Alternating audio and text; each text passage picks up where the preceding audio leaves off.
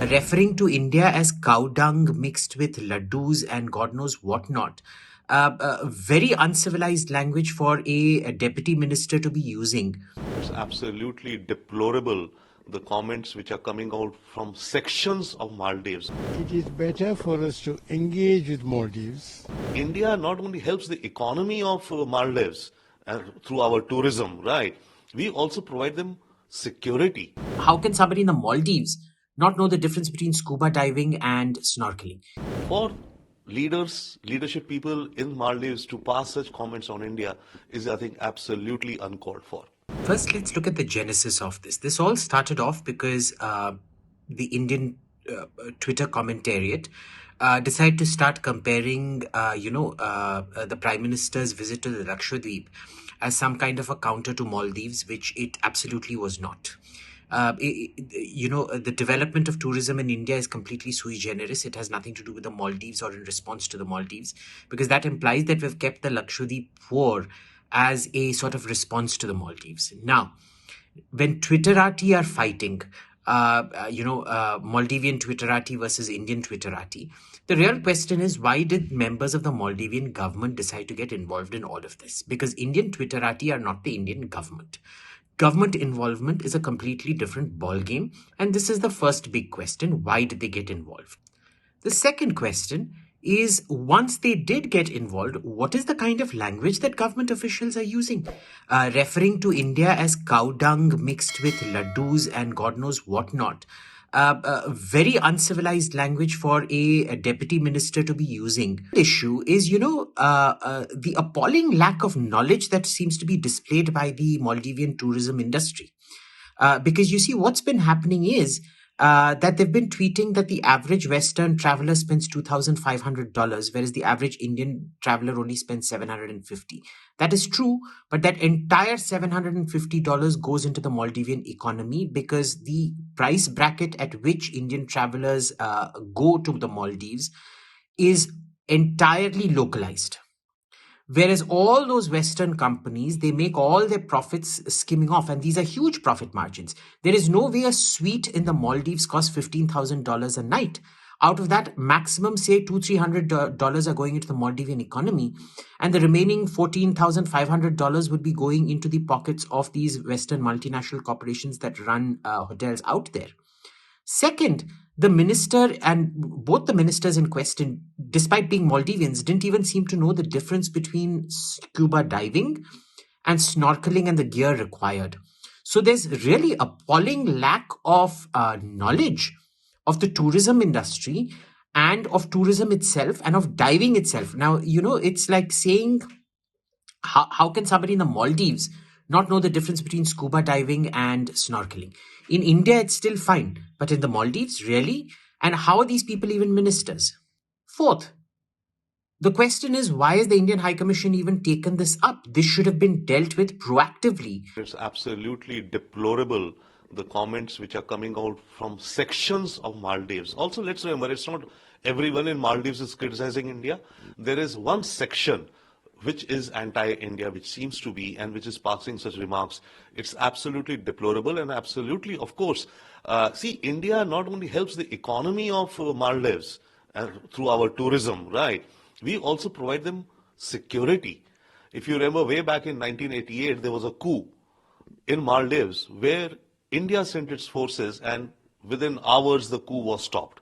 So for the national security of Maldives, India is the neighbor right across.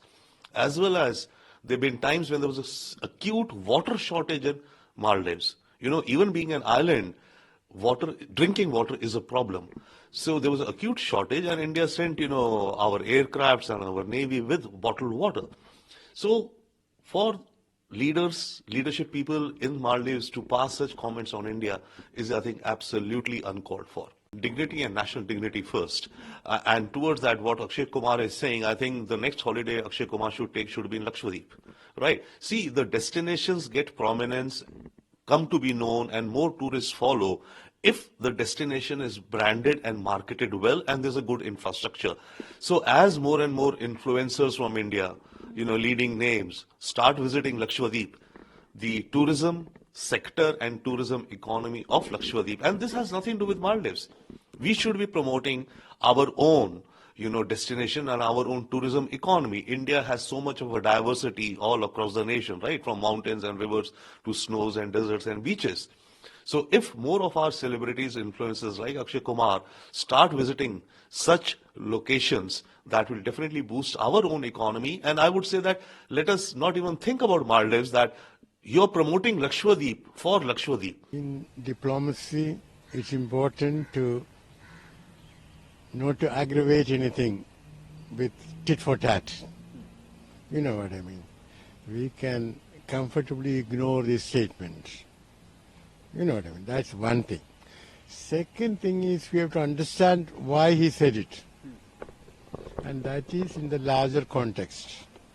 That is, after the new president came into office in Maldives, there was a demand made that India should withdraw the military force it has.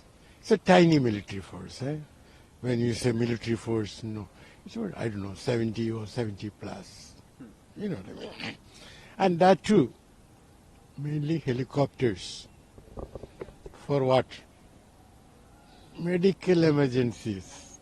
Because Maldives doesn't have enough hospital capacity for serious medical emergencies for its population, or for that matter, for the large number of tourists. Of course, there is also coastal waters, the arrangement to do a surveillance.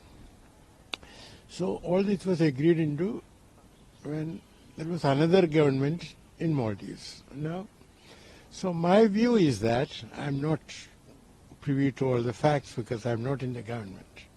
My view is that it is better for us to engage with Maldives and sort of, withdraw the forces in a particular manner rather than insist, that we won't withdraw. Because now the Maldives president is going first to China.